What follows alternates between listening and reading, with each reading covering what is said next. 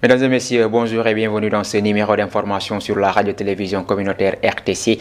Pour démarrer, les habitants du Balantakunda dans le département de Goudomp réclament la construction du pont de Temento, un ouvrage qui devrait permettre le désenclavement de cette région frontalière avec la Guinée-Bissau et valoriser le potentiel local dans le but de lutter contre la pauvreté. Regroupée au sein d'un collectif, il interpelle les nouvelles autorités pour qu'elles répondent à cette vieille doléance et mettent ainsi un terme à leur souffrance. Djelaini Diatta, vice-coordonnateur du collectif, a exprimé ses propos recueillis par Omar Sissi. Une vieille doléance qui date de 1945.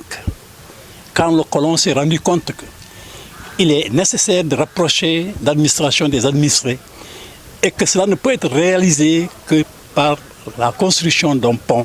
Et ils ont choisi Temento comme lieu le plus proche pour que cette œuvre puisse être réalisée. Nous, comité de pilotage, n'avons fait que dépoussiérer un vieux dossier depuis l'ancien régime qui a fait un geste. Aujourd'hui, nous avons attendu que le nouveau régime s'installe pour que le Balantakunda s'élève comme un homme, comme l'atteste cette grande assemblée générale, pour que le gouvernement dépoussière lui aussi les dossiers et qu'il mette en œuvre la machine dans le projet Diomaye pour la Casamance et construire le pont de Temento. C'est une urgence, non seulement pour le département de Goudomp, pour la région de Sédhiou, pour la Casamance, mais c'est un problème pour toute la sous-région. Projet numéro 1, c'est le pont. Deuxième pont, troisième pont. Il permet une ouverture sociale, économique et culturelle. Sociale parce que l'embrassement, les familles vont se retrouver rapidement. Économique parce que dans le département de Goudomp, précisément l'arrondissement de Diatakunda, sans exagérer, est l'axe le plus riche du Sénégal. Des tonnes de mangue quittent chaque année ici, faire le tour par Ziguinchor pour Dakar. Mais Sédhiou, la capitale, ne bénéficie de rien. Et puis l'Institut international de recherche sur l'élevage a célébré ses 50 ans d'existence. Cette occasion a été mise à profit pour présenter le bilan de recherche et des réalisations menées dans le secteur au cours des 5 dernières décennies, tout en se projetant sur les perspectives à venir. Les chercheurs de l'IRRI ont également développé des stratégies pour atténuer les impacts du changement climatique sur l'élevage, un enjeu majeur pour l'avenir du secteur, compte rendu Barthélémy Colli. Après 50 ans de recherche pour le développement de l'élevage, l'heure est au bilan pour l'IRRI d'évaluer les avancées et les défis à relever. Nous avons, dans un premier temps, renforcé les capacités des chercheurs et des institutions. Nous avons également travaillé sur les thématiques comme la santé animale, s'attaquant beaucoup plus précisément, et également travaillé sur la nutrition animale, en développant des espèces fourragères et aussi utilisant les résidus de certaines plantes utilisées pour la consommation. Cependant, l'Institut ne compte pas s'arrêter en si bon chemin. Son directeur pense déjà aux nouveaux axes de recherche et aux domaines prioritaires à explorer. Nous allons continuer à travailler sur le domaine de la santé, santé animale, santé humaine et puis aussi la santé de l'environnement. Nous voulons aussi travailler sur les différentes approches d'amélioration génétique et de nutrition en utilisant les ressources qui sont disponibles localement. On voudrait également travailler sur l'axe élevage, environnement. L'IRRI pose déjà son plan d'action pour lutter contre les défis du changement climatique, un enjeu majeur pour l'avenir de l'élevage en Afrique. L'impact du changement climatique est très clair et très fort sur l'élevage. C'est que nous avons des approches pour développer des espèces qui seront résistantes au changement. On aimerait également utiliser le développement durable de l'élevage comme solution. Cependant, entre défis environnementaux, besoins alimentaires croissants et mutations économiques, la véritable question du moment reste si l'Afrique saura réellement transformer ses avancées scientifiques en solutions durables pour ses éleveurs. Barthélémy Colly, le président de la coopérative nationale des agriculteurs, éleveurs et pêcheurs du Sénégal, a installé les différentes sections de son organisation à Ndioum dans le département de Podor. Madsen a rappelé les objectifs de l'organisation, notamment le développement des filières créant des emplois pour les jeunes et les femmes afin de lutter contre l'émigration irrégulière. La coopérative veut aussi favoriser les échanges de produits pour améliorer l'approvisionnement des populations en nourriture. Malik Sarr, que nous écoutons, il est avec Aminata Ndiaye. Il consiste à aller dans les régions pour pouvoir installer les sections régionales, départementales et communales. Parmi cela, après avoir installé la section de Tambacounda, nous étions à Kaolack pour installer celle de Kaolack, de Dakar et de Thiès. Aujourd'hui, nous sommes à Ndioum pour installer les sections régionales de Saint-Louis et les départements et les communes qui ont adhéré dans la coopérative.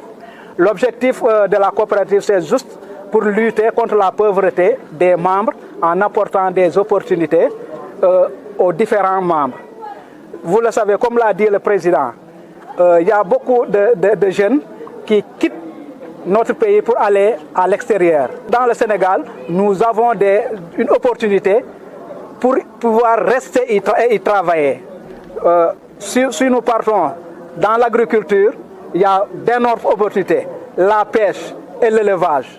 Donc l'objectif de la coopérative, c'est juste pour apporter des réflexions, des pistes de réflexion pour pouvoir aider les acteurs vers le développement de leur terroir. Pour maintenir les jeunes actuellement dans les communes, il faudra faire des programmes saillants. Des programmes qui vont aller dans le sens de l'agriculture, innover l'agriculture, l'élevage et la pêche, par des fermes, des formations, pour aider les jeunes à savoir effectivement quelle est l'opportunité de l'agriculture, l'élevage et la pêche au Sénégal. Et puis la région de Kédougou a un taux de prévalence de 91% de femmes âgées de 15 à 49 ans victimes de mutilation génitale, a indiqué la coordinatrice en santé de la reproduction à la direction régionale de la santé, Fatoumata Traoré, s'exprimait en marge de la commémoration de la journée internationale de tolérance zéro à l'égard des mutilations génitales féminines dans le cadre du projet Engagement communautaire pour l'abandon des mutilations génitales féminines à Kédougou. Ces propos que nous écoutons au micro de Ibrahima Diarabate. Les conséquences des mutilations génitales au niveau de la région, les conséquences immédiates, déjà il y a la douleur, on peut parler de la douleur parce que souvent c'est une pratique qui est faite au niveau qui n'est pas réalisée dans un milieu hospitalier, c'est à domicile. Déjà par rapport à la gestion de la douleur, ça pose problème. La jeune fille qu'on excise ou bien l'enfant qu'on excise, par rapport à l'intervention, il n'y a pas l'anesthésie, il n'y a pas pour anesthésier pour que l'enfant ne sente pas la douleur. Donc déjà il y a la douleur. On a les risques d'infection aussi, parce que déjà par rapport à la pratique, les instruments utilisés ne sont pas du tout stérilisés, c'est pas propre. Le milieu aussi n'est pas du tout propre, donc on a des risques que l'enfant fasse des infections.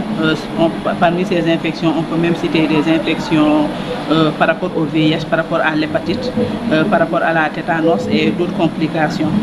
L'autre conséquence qu'on peut avoir immédiatement aussi, c'est les risques d'hémorragie aussi. Les risques d'hémorragie durant la pratique même. On peut avoir des risques d'hémorragie. Pendant la pratique, l'enfant peut saigner, perdre beaucoup de sang et au finish même, l'enfant peut même perdre la vie. Donc en dehors de ces conséquences immédiates aussi, on a les conséquences même à long terme aussi.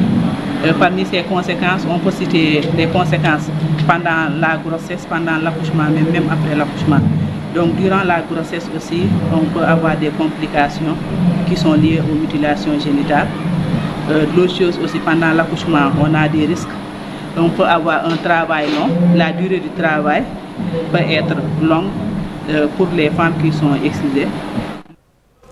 À Vélingara, pour terminer, la vente de friperies a chuté par rapport aux années précédentes. Habituellement, après une bonne campagne agricole, les commerçants se réjouissaient de leurs ventes. Mais cette année, la situation est différente. La plupart de leurs clients, principalement constitués de ruraux, n'ont pas encore vendu leur arachide, ce qui affecte les ventes. Une situation difficile pour ces vendeurs qui demandent ou bien qui dépendent de ces bénéfices pour vivre. Mariama Ba, reportage.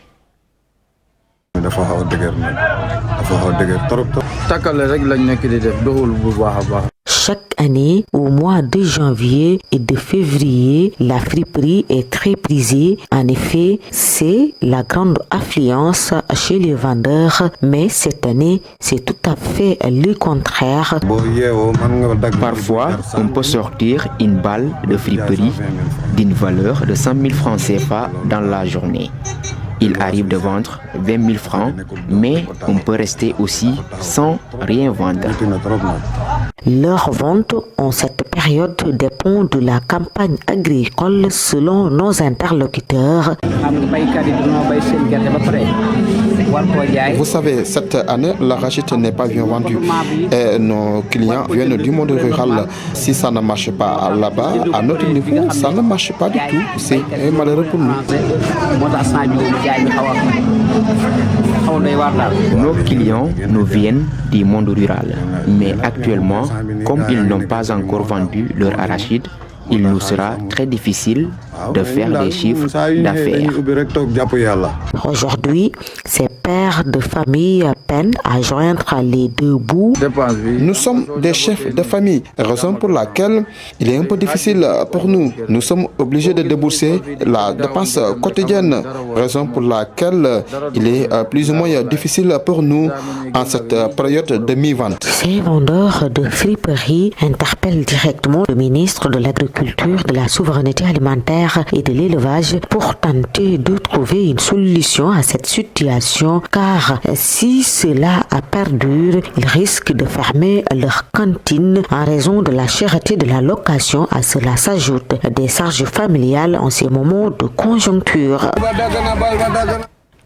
Mesdames et messieurs, c'est la fin de cette édition ou bien de ce flash d'information sur la radio-télévision communautaire RTC. Merci de l'avoir suivi. L'information revient à 12h en version polar. D'ici là, portez-vous bien. Au revoir.